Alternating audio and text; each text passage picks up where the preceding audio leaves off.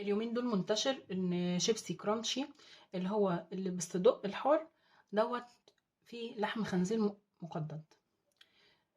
الصورة ديت هي المنتشرة على الفيسبوك، طبعا عاملة قلق مع ناس كتير، لان هي طبعا حرمانية بالنسبة لنا احنا المسلمين، لان احنا ربنا محرم علينا طبعا لحم الخنزير. طيب دي على ابلكيشن امازون، ماشي. هل بقى الكلام ده صح ولا غلط؟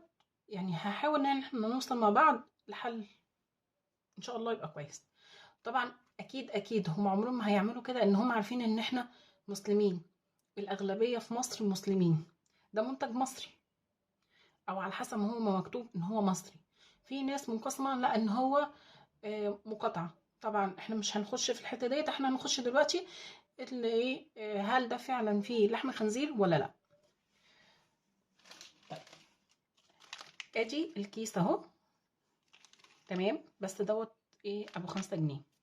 تعالوا بقى نشوف من ورا كده المكونات بتاعته مكتوب عليه ايه. مكتوب بطاطس طازجة، زيت نباتي، مكثف طعم، سجق حار، يحتوي على القمح ومشتقاته وجلوتين. مفيش اي حاجة خالص من الكلام التاني، اوكي. وزي ما قلت كده هنا قالوا ايه ابلكيشن امازون. طيب تعالوا بقى مع بعض نعمل ايه. نخش كده اهو، انا بحثت على جوجل شيبسي كرانشي بالصدق او بالسجق.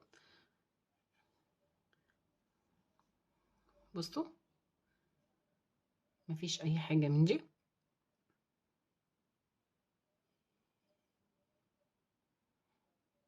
شكل المنتج، وجبة خفيفة، مواصفات المنتج، اسم العلامة التجارية، نكهة سجق حار. معلش عشان احنا بنقول صدق مش بنقول سجق، فالعملية بالنسبة لي صعبة شوية.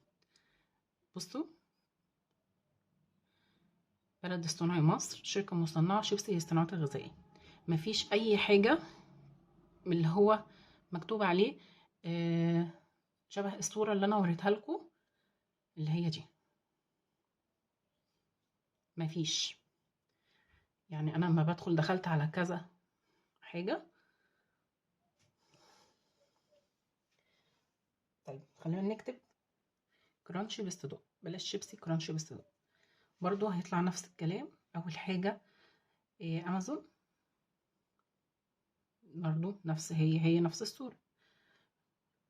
طيب نخش على حاجة تانية.